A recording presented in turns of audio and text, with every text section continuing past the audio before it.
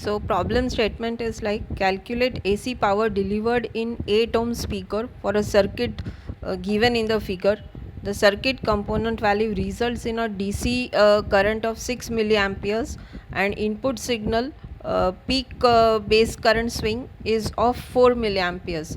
So what is given over here is the base current is 6 milliamperes when the input current swing is 4 milliamperes. So we have to identify the circuit configuration first. It is a transformer coupled class A amplifier with a DC voltage divider DC signal configuration.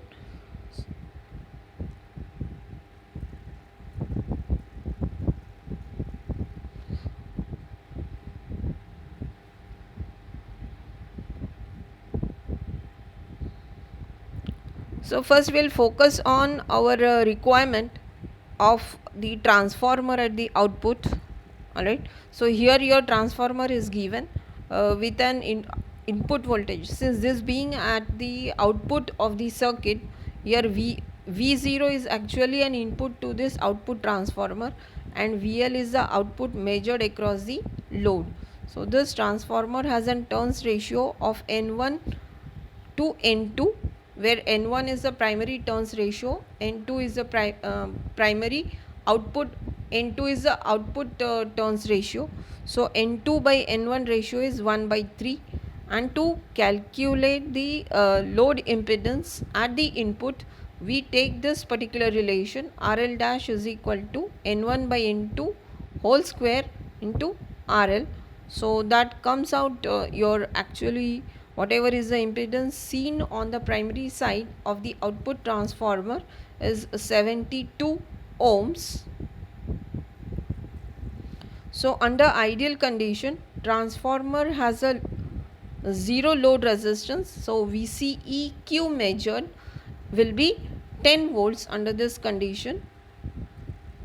ICEQ, that is the current, maximum current flowing into the collector terminal, is 140 milliamperes when the base current was given to be 6 milliamperes. And for AC load line, the slope is 1 upon RL dash, so it is 1 upon 72. So therefore your current flow is VCE upon RL dash, which is 10 volts upon 72 ohms, and this comes out to be 139 milliamperes.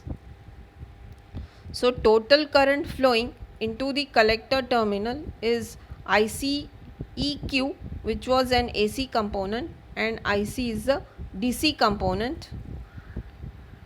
So it is ICEQ maximum is 140 milliamperes plus 139 milliamperes, which totally goes to make 279 milliamperes. So you consider your DC load line here. This is your DC load line which is passing through 10 volts of VCE, and AC load line is drawn by plotting a point of 277 milliamperes on y-axis, and maximum voltage that is obtainable is 20 volts along x-axis. So join those two coordinates, you get a AC load line.